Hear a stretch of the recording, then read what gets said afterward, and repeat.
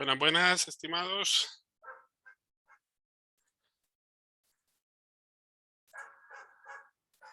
Buenas tardes, abogado. Ok, Buenas tardes, abogado. buenas tardes. Ay, disculpen que no tenía energía eléctrica y no tenía carga en el celular. Se me había quedado sin carga. Logré conectar un ratito y bueno, y resolver. Pero bueno, vamos a aprovechar estos últimos minutos que nos quedan, más o menos unos 30 minutos. Recuerden que la evaluación pues es este próximo lunes, ¿verdad? Como está establecido. No, el viernes, perdón, pasado mañana, el 12, ¿verdad? Entonces, quiero ver si de repente hay alguna duda, hay algo en específico que de repente ustedes quieran, pues, poder tocar hoy a manera de poder evacuar esas dudas aprovechando que está su servidor y así de esa manera, pues, de repente, pues, ver eso primero. Si no, pues, de igual manera, eh, tenemos aquí a la vista siempre lo que es el contenido para ver, ¿verdad?, que en qué faltaría profundizar. Recuerden que la semana, bueno, que este día lunes vimos precisamente y nos quedamos hasta donde fue eh, el marco teórico, vimos las hipótesis de investigación y nos quedamos ahí más o menos por la formulación y las características de la hipótesis. Ya solamente faltaría entonces ver algunas cosas de las variables, el diseño de investigación y los diseños experimentales. Bueno, no sé si tienen alguna duda en específico.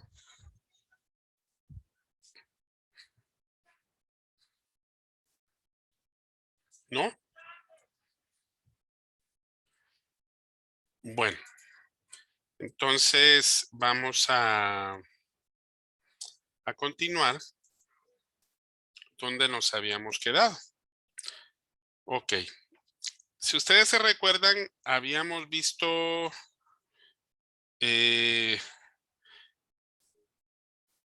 vamos a compartir pantalla. Aquí está. Habíamos visto precisamente algunos aspectos que tienen que ver con la hipótesis. Recuerden, una hipótesis viene a ser lo que quiere precisamente el investigador. Una vez que ya formulamos el planteamiento del problema, porque recuerden que el planteamiento del problema ubica todo lo que hemos realizado hasta el momento dentro de las 3 actividades, ¿verdad? Que es formular el problema de investigación, los elementos que vienen a ser las preguntas de investigación, los objetivos de investigación y la justificación del estudio, ¿verdad? Que ustedes se recuerdan que eso es lo que hemos venido haciendo en las 3 actividades que hemos estado desarrollando precisamente en esta semana, ¿verdad? Después de eso, tenemos entonces que una vez que empezamos a construir el marco teórico de referencia, que fue lo que vimos en la última clase, que vimos qué es el marco teórico, qué es lo más importante, ¿verdad? Me voy a regresar un poquito aquí para que lo podamos ver.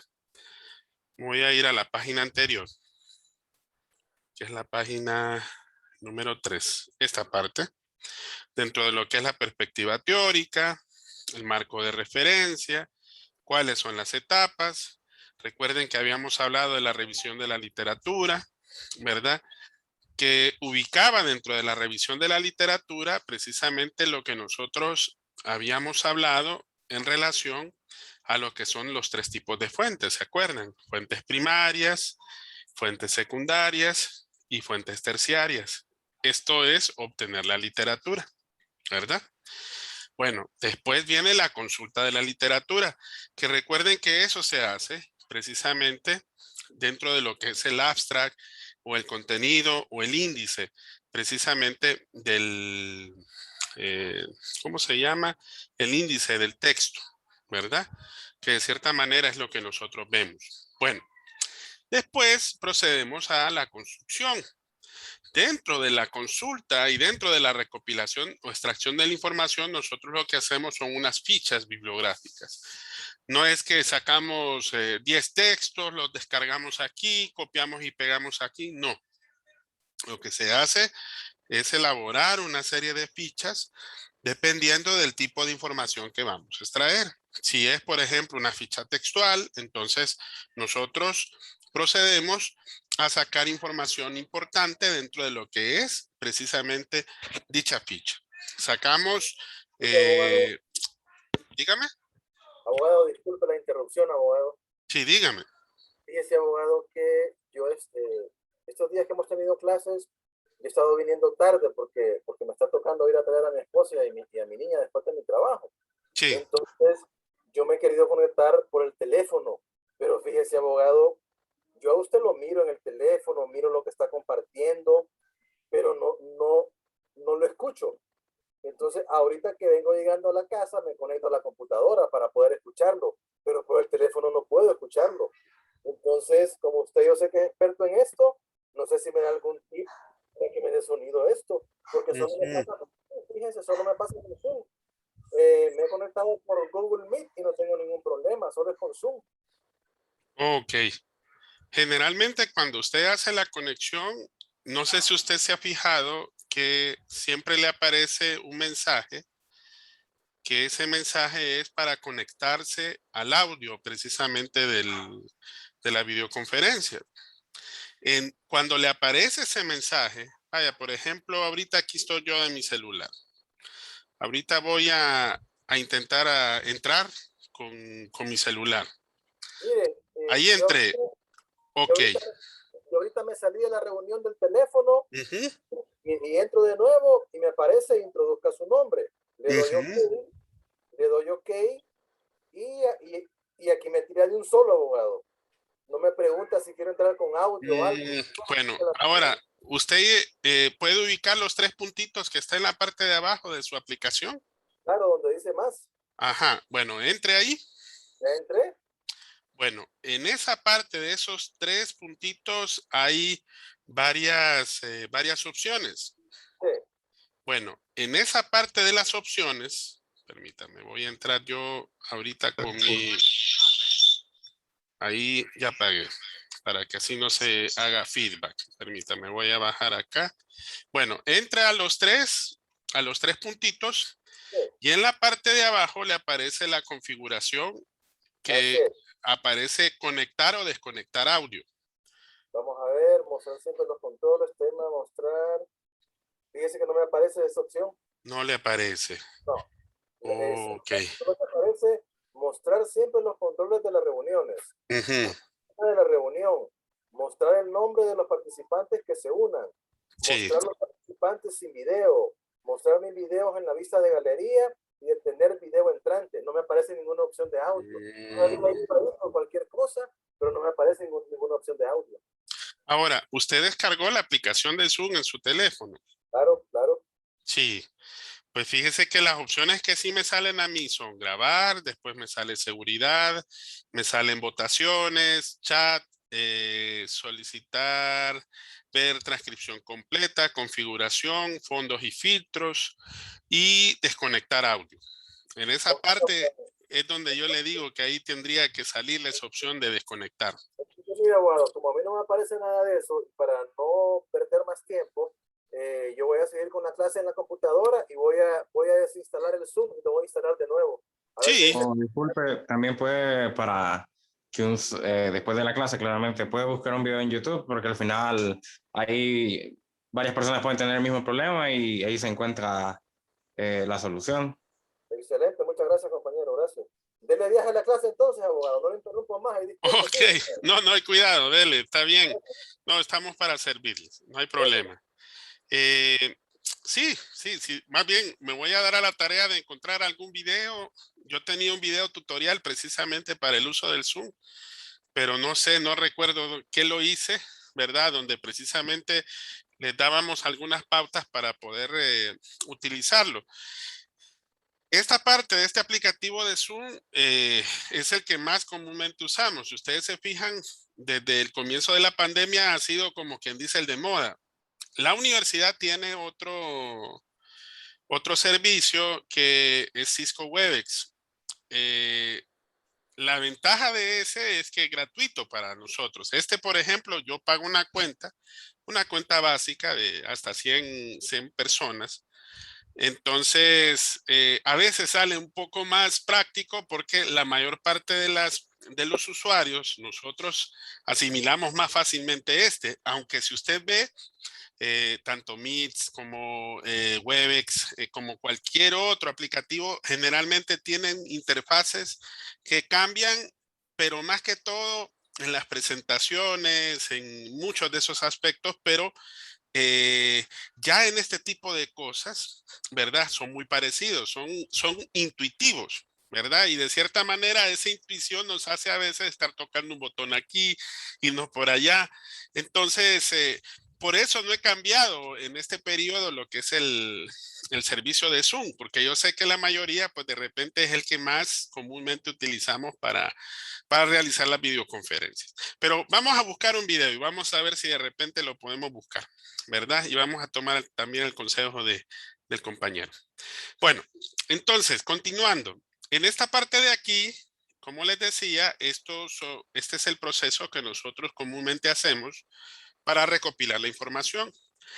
Estas fichas, ustedes van a elaborar un álbum en el tercer parcial en donde vamos a aprender a elaborar esas fichas.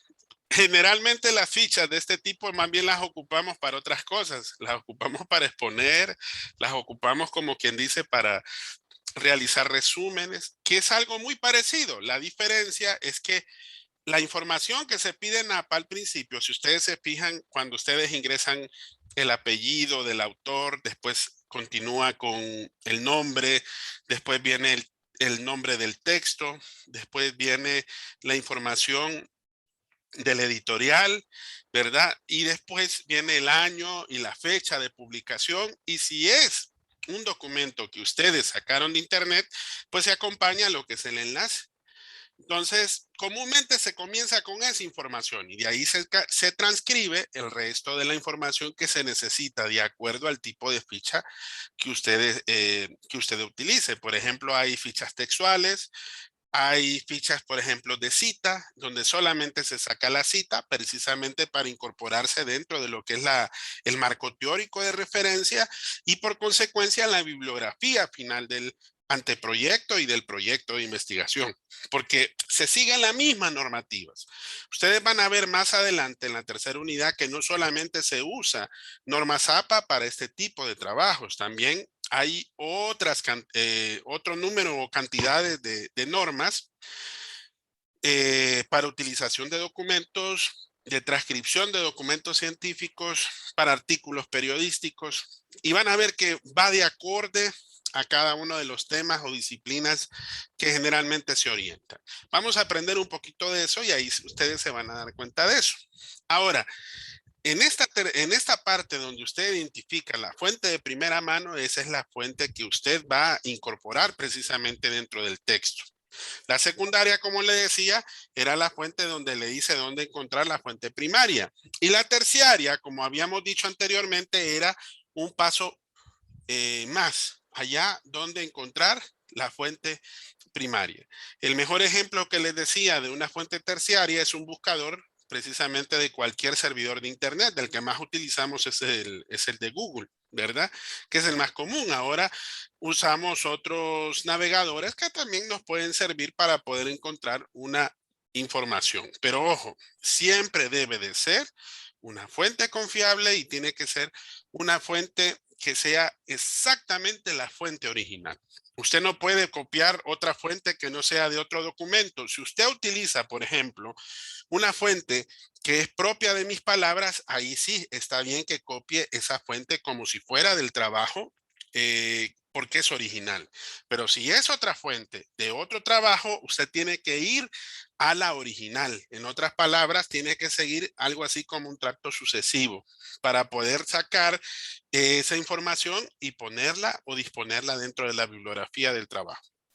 Eso es muy importante para que en futuros trabajos sea para el que ustedes van a llevar para el título de pregrado o para un posgrado, que es muy común trabajar precisamente de esta forma.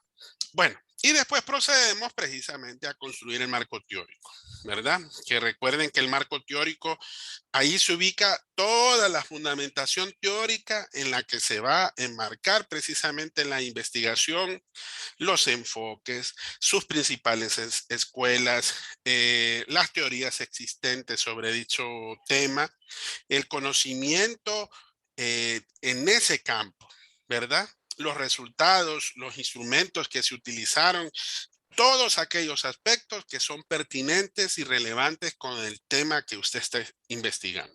Ahí se va a incorporar dentro del marco teórico. Bueno, esto de las funciones creo que lo vimos la vez pasada. No es necesario pues recalcarlos. Son 7 funciones que nos indican precisamente para poder precisar muy bien lo que es el tema y el planteamiento del problema de investigación. Bueno, y ahí hablamos de la hipótesis, ¿se recuerdan? Una suposición o una solución anticipada al problema objeto de investigador, de la investigación, perdón, ¿verdad? Una solución anticipada al problema objeto de investigación. Y por tanto es la tarea de cada uno de nosotros como investigadores, pues entonces probar tal hipótesis. Si ustedes se recuerdan, hay ciertos tipos de hipótesis que se plantean de acuerdo, ¿verdad?, al tipo de investigación que usted realiza. Si usted realiza una investigación que es meramente descriptiva, ¿a qué me refiero algo descriptivo? Vaya, por ejemplo, si alguien me dice qué es el aborto, cuáles son los diferentes procedimientos que se llevan a cabo, la ley, eso es descriptivo. Pero es distinto que yo venga y confronte ciertas cosas, como decir, bueno, la pena del aborto se aplica en nuestro país y se propone como una nueva escuela lo que es la pastilla del día después. Y dentro de este documento hablamos desde el punto de vista científico y vemos cómo se aplica para poder surgir una nueva idea que contraste con la legislación actual referida sobre el aborto. Entonces, ahí es distinto. ¿Por qué? Porque estamos correlacionando hipótesis. Estamos viendo que hay diferentes variables que pueden contrastarse y que puede buscar una respuesta en donde exista y dé lugar a una hipótesis. En lo descriptivo generalmente no lo hay, porque es meramente exploratorio, ¿verdad? En lo explicativo, en lo correlacional y en lo descriptivo, rara vez se formula alguna hipótesis, ¿verdad? Dentro del hecho o del dato que precisamente se está formulando. Bueno, y ahí están las características, que eso también lo hablamos la vez anterior. Creo que nos quedamos en esta parte. Si ustedes se recuerdan, las hipótesis de trabajo es lo que buscamos, ¿verdad? Porque aquí es donde estamos dando respuesta anticipada al objeto de investigación. La hipótesis nula es lo contrario a la hipótesis de trabajo. ¿Por qué? Porque lo niega, ¿verdad? Porque es contraria a la hipótesis de trabajo. Y por último, tenemos estos dos tipos de hipótesis que son tanto descriptivas como estadísticas. Las descriptivas es que existen varias variables que se pueden correlacionar una con las otras para así generar la descripción de rasgos, características de un fenómeno, de un hecho, de una situación o una persona que nosotros pretendamos obtener cierta respuesta, ¿verdad? Y en la estadística, pues, es cuando el investigador se atreve a formular, estadísticamente hablando, la correlación entre dos variables, en donde el resultado de una es precisamente un aspecto estadístico.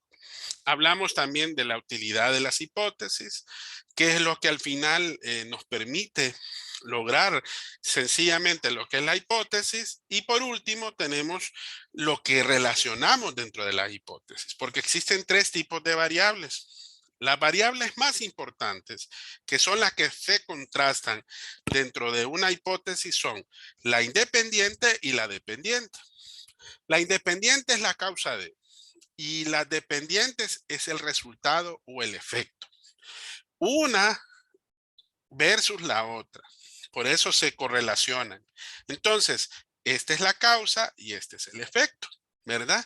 Entonces, al decir esto, esta es la variable independiente y esta es la variable dependiente. Dentro de esas hipótesis, también Bernal identifica un tercer tipo de variables, que son las intervinientes. En estas variables intervinientes es que de alguna manera intervienen, pero no sobresalen o no contrarrestan, en este caso, a las independientes y a las dependientes. Son aspectos, son hechos, son situaciones, pero del medio ambiente, ¿verdad? Esas características del sujeto, del objeto de investigación, del método de investigación, que están presentes, ya sea de forma positiva o de forma negativa, que intervienen, pero son meramente intervinientes. Por eso se llama que intervienen en el proceso de interrelación entre las dos variables básicas, la independiente y la dependiente, ¿verdad? Para que así nos ubiquemos más o menos dentro de lo que queremos como hipótesis. Después, en esto de la operacionalización de las variables, si ustedes se recuerdan, hablamos de que para poder definir y poder identificar una variable es necesario demostrar que esté presente. Y ahí hablamos de los indicadores. Para poder indicar que una variable esté presente, primero tenemos que definir conceptualmente y después tenemos que ver, ¿verdad? Todos los conceptos o todas las situaciones que operacionalmente trabajan para que se dé o esté presente un indicador o esté presente esa variable dentro de lo que es la hipótesis, ¿verdad? Para así hacer esa relación que al final nos permita obtener un resultado probado, ¿verdad? Recuerden, cuando es contrario, entonces, en ese sentido, ya la hipótesis deja de ser verdadera y se convierte en falsa. Ya la teoría nos dice que tenemos que ir a esta fase previa, casi desde el planteamiento del problema, para que nosotros podamos nuevamente replantear, ¿verdad? Lo que habíamos hecho desde un comienzo. Bueno, de ahí viene lo que es el diseño de investigación. Exactamente aquí en la teoría, ustedes van a ver lo mismo, solo que un poquito ya más, mejor explicado, ¿verdad? Esto ya lo vimos, esto también. A ver, bueno, esto ya lo habíamos visto también dentro de lo que es la parte del contenido. Y en esto del diseño de investigación, ¿qué es lo que tenemos que entender, jóvenes? Miren, ¿qué es un experimento?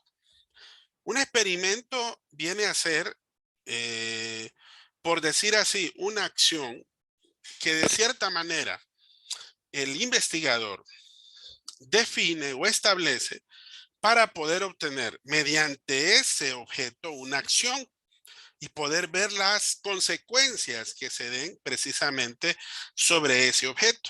En otras palabras, lo que nosotros hacemos es experimentar.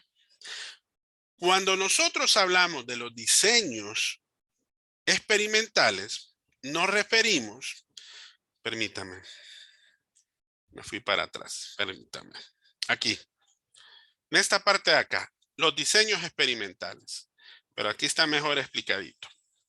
Cuando hablamos de diseño, decimos que es un plan o una estrategia que nosotros queremos seguir. ¿Ok? Permítanme que lo hice muy grande. Ahí. Ahora, nosotros al momento de investigar, generalmente a veces queremos resultados. Pero pasa que a veces nosotros lo hacemos solamente a manera de observación, sin manipular las variables.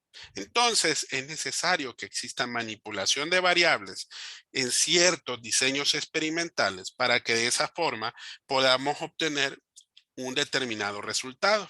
Aquí es donde nacen precisamente los diseños experimentales de investigación, que son un conjunto de procedimientos sobre los cuales se manipulan una o más variables independientes. Independientes es la causa, se recuerdan, ¿verdad? Y se mide ¿qué? Lo dependiente, que son los efectos. De esa manera, nosotros definimos si vamos a usar o no un diseño experimental. En algunas investigaciones no es necesario aplicar un diseño experimental tal como aquí se propone. Existen varios tipos. Bernal propone 3 tipos, pero él dice que se funda en dos características. La primera característica es el grado de control que se ejerce sobre las variables objeto de estudio. El grado de control es que el investigador esté ahí presente de alguna manera o que las manipule de cierta forma a su conveniencia, ¿ok?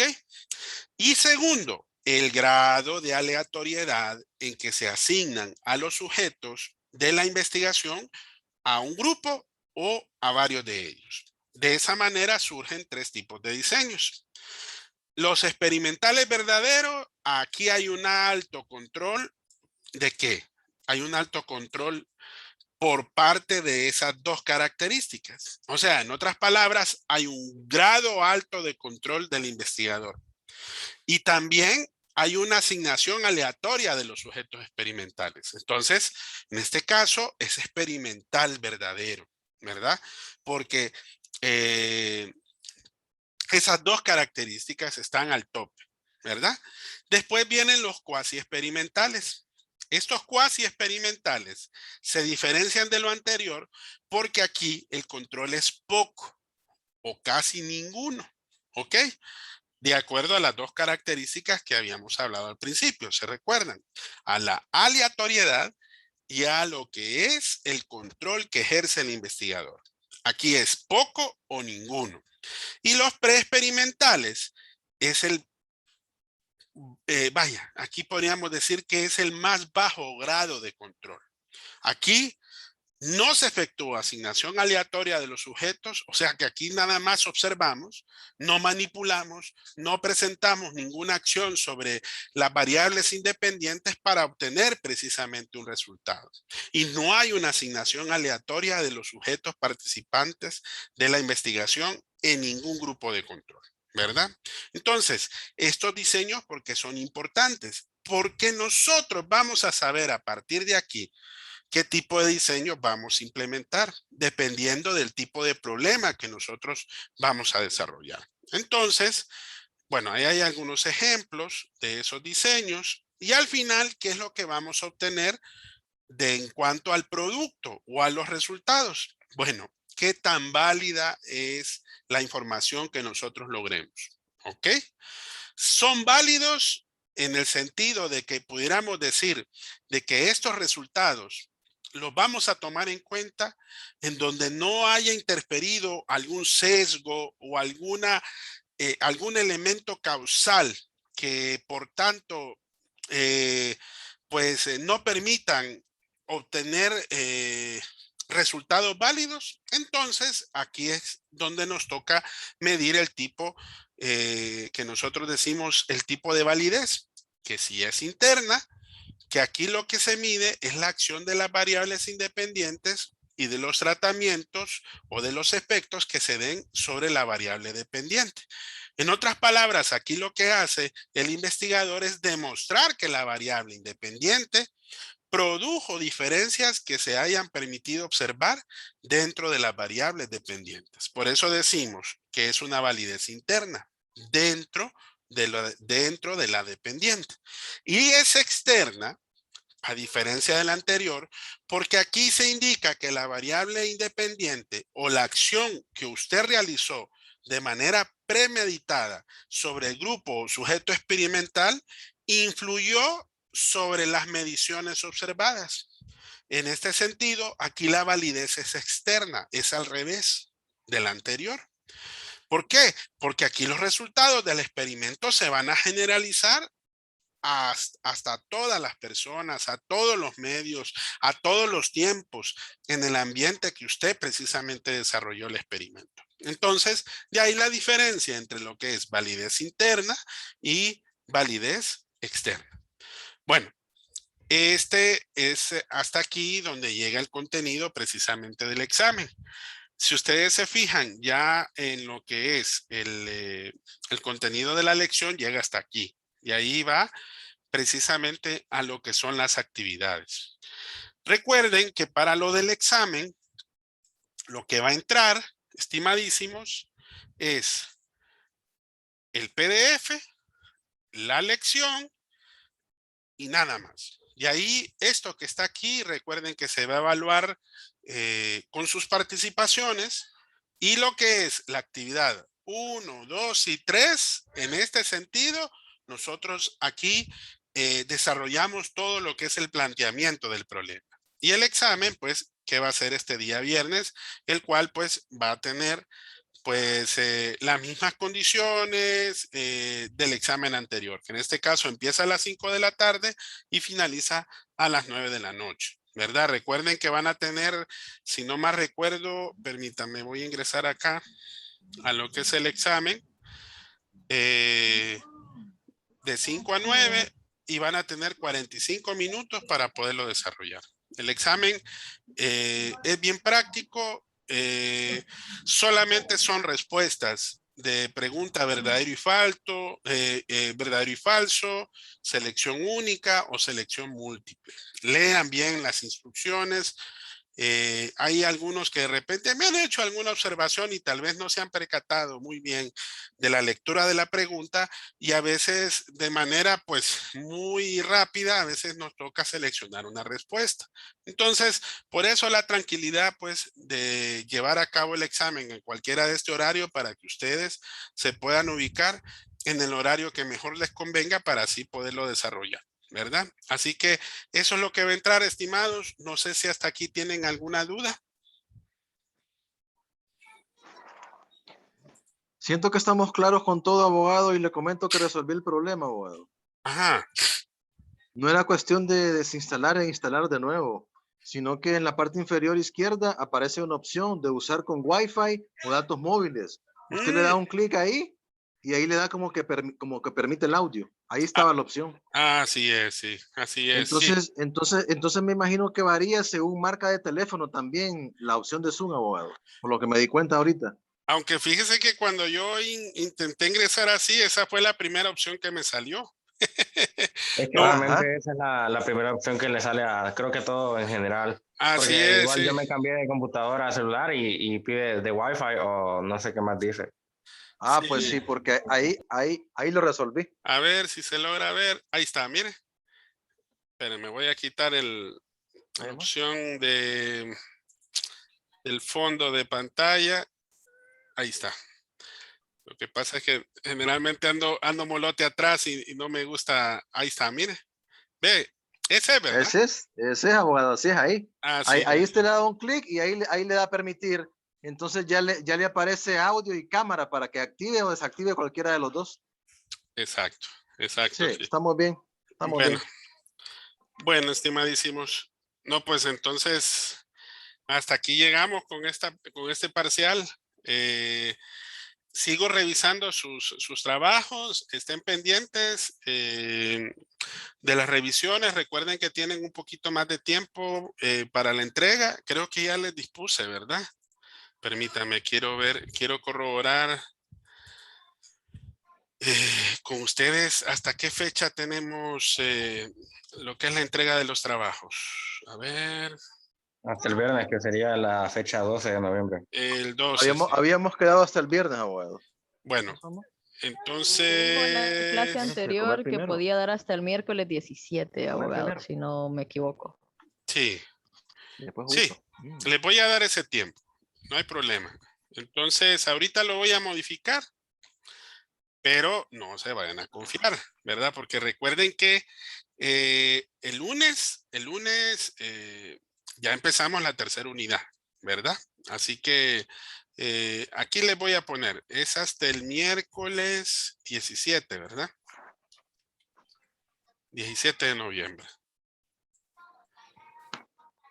Listo, ya. Bueno, entonces, ya con esto, estimadísimos, recuerden, pasado mañana, bueno, yo siempre estoy pendiente entre las 5 a las 9 por cualquier eventualidad que se les pueda presentar.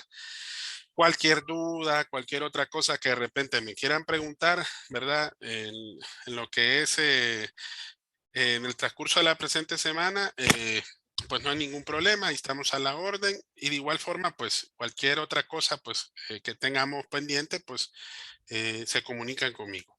Dígame, Lester. El foro entra para lo del 17.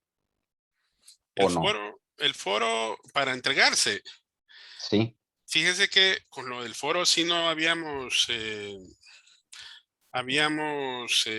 puesto fecha, pero si quieren para que no choque con la otra actividad, el foro, si no más recuerdo, está para el viernes 12 también.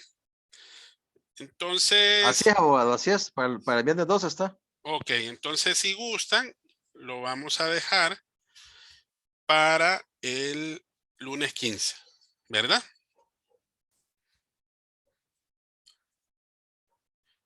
Para que ahí trabajemos el fin de semana. ¿Está bien? Está bien, abogado. Vaya, Bien. pues. Bueno, listo, estimadísimos. No, pues éxitos el viernes y Gracias, abogado. estamos pendientes, ¿verdad? Cuídense. Feliz noche. Buenas noches. Igual gracias, abogado. Gracias, Gracias. abogado. Vaya, hasta Buenas luego. noches, Abogado.